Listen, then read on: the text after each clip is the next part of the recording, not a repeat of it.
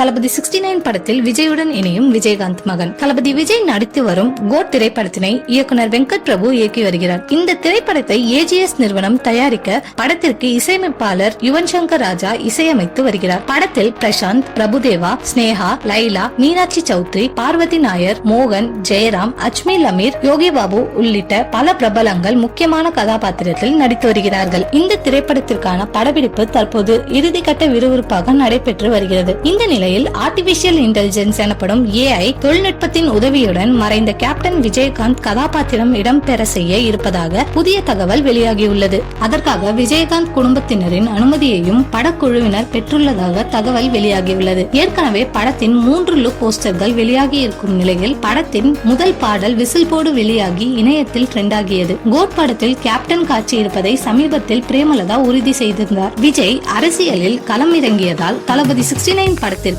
பிறகு நடிப்பில் இருந்து விலகுவதாக அறிவித்தார். எனவே விஜயின் கடைசி திரைப்படத்தை இயக்க போவது யார் என்ற கேள்வி அனைவரிடமும் இருந்து வருகின்றது. அந்த வகையில் விஜயின் கடைசி திரைப்படமான தளபதி 69 திரைப்படத்தை வினோத் தான் இயக்க உள்ளார் என கிட்டத்தட்ட உறுதியாகியுள்ளது. விஜயகாந்த் மகன் சண்முக பாண்டியன் முக்கிய கதாபாத்திரத்தில் நடிக்க இருப்பதாகவும் இதனை சீக்கிரட்டாக படக்குழு வைத்திருக்கிறாராம். விஜயுடன் நடிப்பதால் சம மகிழ்ச்சியில் இருக்கிறாராம் சண்முக பாண்டியன். விரைவில் இதை பற்றி அதிகாரப்பூர்வ அறிவிப்பு வெளியாகும் என்று எதிர்பார்க்கப்படுகிறது. இந்த நிலையில் விஜயை வினோத் இயக்க போவது ரசிகர்கள் மத்தியில் மிகப்பெரிய எதிர்பார்ப்பை ஏற்படுத்தியுள்ளது.